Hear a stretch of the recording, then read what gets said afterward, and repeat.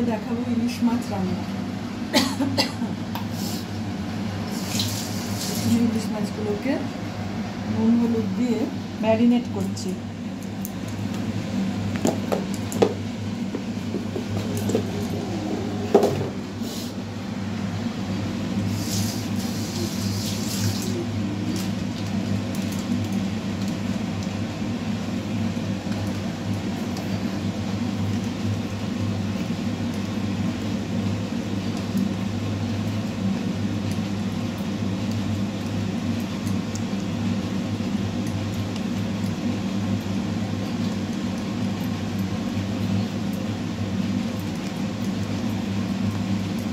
সুন্দর করে নুন হলুদ দিয়ে মাখিয়ে নিলাম।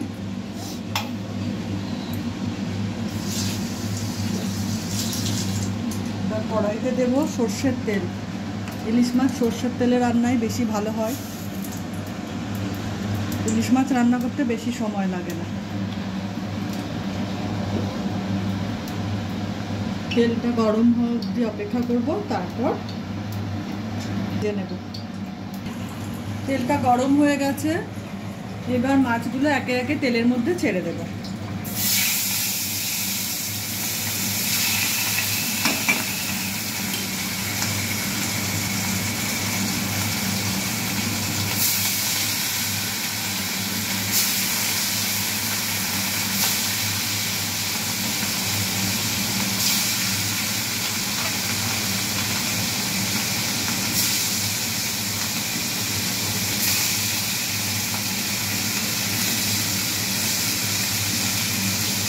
ইলিশ মাছ বেশি ভাজতে নেই, একেবারে লাল করে ভাজলে ইলিশ মাছের অতটা টেস্ট থাকে না, নষ্ট হয়ে যায়। জন্য যেটুকু ভাজা বুঝে নিতে হবে, বেশ একটু লালচে ভাব আসলে নামিয়ে নিতে হবে। মাছগুলো আমার ভাজা হয়ে গেছে। এই তেলের মধ্যে এই ইলিশ মাছ ভাজা যে তেলটা, এটা ভাত দিয়ে খেতে, শুকনো ভাতে খেতে খুব ভালো লাগে মাছ ভাজা দিয়ে, কিন্তু আমি আজকে তুলবো না। আজকে এই তেলের মধ্যে আমি এই আলু বেগুন দিয়ে মাছের ঝোলটা করব।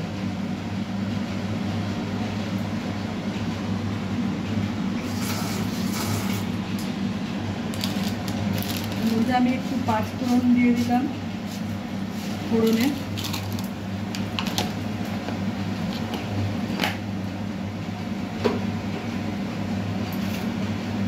এই আলুগুলো লাল লাল করে ভেজে নেব।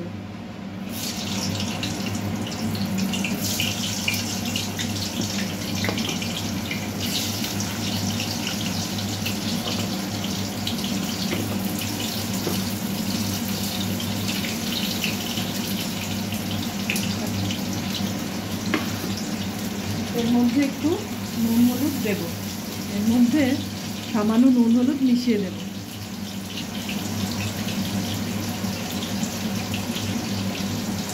বাটিটা কোথায়?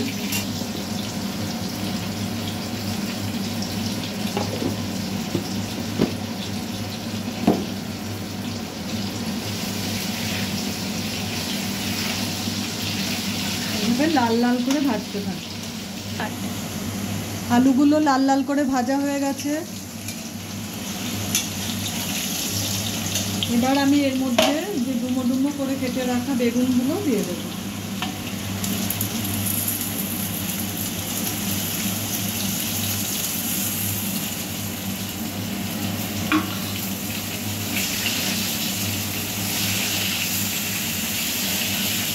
এর মধ্যে লবণ হলুদ তো দেওয়াই আছে, তাই এখন আর নতুন করে লবণ হলুদ দিয়ে অ্যাড করব না।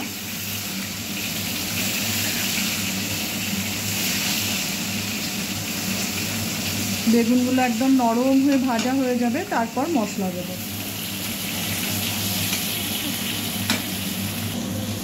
এর মধ্যে জিরে, আদা আর কাঁচা লঙ্কা বাটা আছে, তো এটা আমি এবার এই তরকারির মধ্যে অ্যাড করে দেব। সর্ষে দেব না, বেগুন আলুর ঝোলে আমি সর্ষে খুব কম দিই।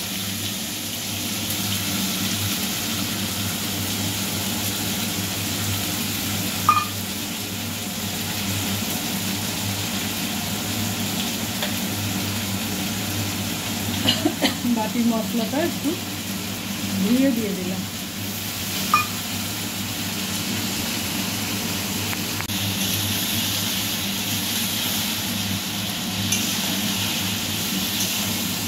এবার কষতে হবে। এর মধ্যে হলুদ অ্যাড করলাম, তখন অল্প একটু দেওয়া ছিল, আর পরিমাণ মতো লবণ দিতে হবে। আলু ভাজার সময় অল্প দেওয়া আছে, এখন আন্দাজ মতো দিতে হবে।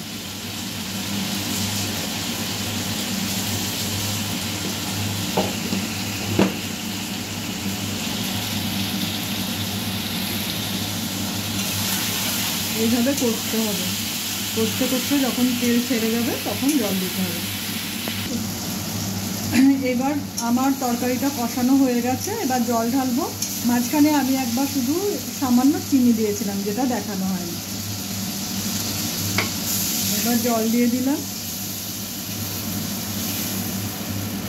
তরকারিটা ফুটে গেলে তারপরে এর মধ্যে মাছগুলো, নামানোর আগে দেবো মাছগুলো, ফুটে গেলেই নয়। আলু টালু বেগুন সব সেদ্ধ হয়ে যাবে, ভাজা তো প্রায় সেদ্ধই আছে, প্রায় সিদ্ধ, একেবারে গলে নরম হয়ে যাবে, তারপর মাছগুলো দেব। এবার ঝোলের মধ্যে একে একে ইলিশ মাছগুলো চুবিয়ে দিতে হবে।